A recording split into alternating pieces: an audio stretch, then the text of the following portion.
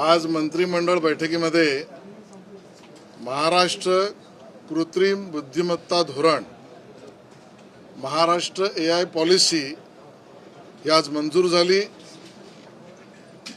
एक मोठी झेप महाराष्ट्राने कृत्रिम बुद्धिमत्ता AIच्या विषयामध्ये घेतलेली आहे।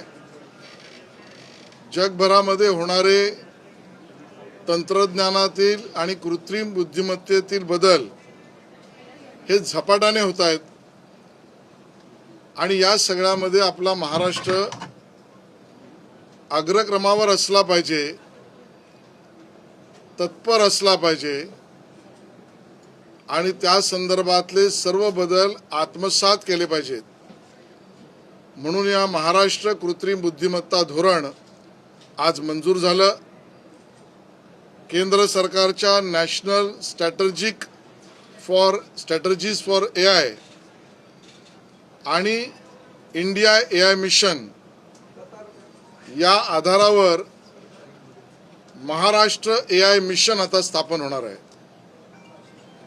या धोरणातील ठळक उद्दिष्ट येत्या 5 वर्षांमध्ये आपण डोळ्यासमोर ठेवलीत, ज्यामध्ये 10,000 कोटीची गुंतवणूक आपण आकर्षित करणार आहोत। 1.5 लाख AI बेस्ड जॉब रोजगार निर्मिती हे उद्देश डोळ्यासमोर ठेवून आपण कामाला लागलो आहोत। 2 लाख युवकांना AI प्रशिक्षण देणं याची व्यवस्था हा आपला उद्देश आहे। AI यूज केस व्यवसायामध्ये अशा 50 AI यूज केसेस निर्माण करण्याचं उद्दिष्ट आपलं आहे। राज्यभरामध्ये आर्टिफिशियल इंटेलिजन्ससाठी 6 सेंटर ऑफ एक्सलन्स निर्माण करण्याची आपली योजना आहे। मॅन्युफॅक्चरिंग किंवा उत्पादन स्तरावर अप्लाइड AI ॲक्सेलरेटर याला सहाय्यभूत भूमिका आणि धोरण आपलं आहे। या सगळ्या गोष्टी परिपूर्ण करण्यासाठी आपल्याला अद्ययावत अशा पद्धतीच्या संगणकीय व्यवस्था उभ्या करायला लागणार आहेत। त्यामुळे 2000 GPUs ची उपलब्धता आपण करून देणार आहोत। राज्यभरामध्ये 5 AI इनोव्हेशन सिटीज याची निर्मिती आपण करणार आहोत। आपल्या राज्यातील 5000 MSMEsना त्यांनी अद्ययावत पद्धतीने AIचा उपयोग करून उत्पादन क्षमता वाढवणं आणि त्यांचा नफा वाढवून रोजगार निर्माण करणं यासाठी 5000 MSMEsना AI उपयोगितेसाठी अर्थसहाय्य करणार आहोत।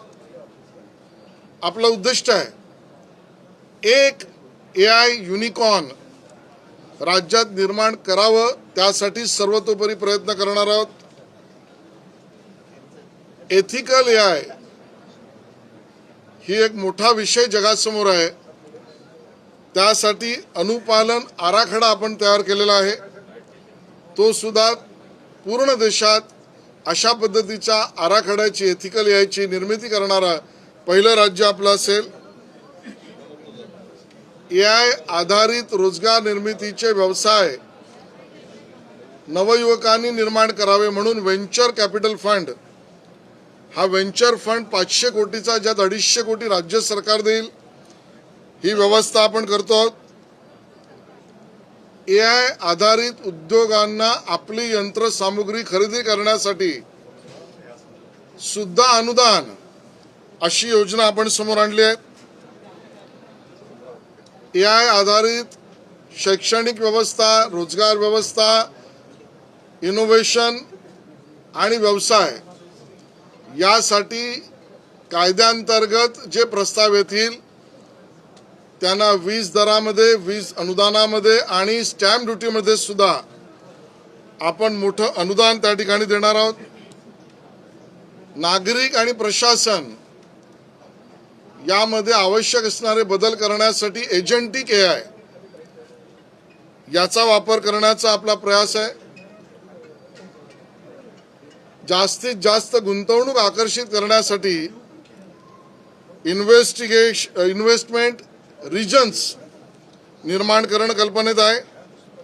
मुद्दाहून मला याचा उल्लेख करायचा आहे की स्थानिक भाषा डेटाबेस आणि बरोबरीने मराठी भाषा डेटाबेस विकसित करणं याचं प्रावधान आणि त्याला निधी, त्याला सहाय्य याची योजना आहे.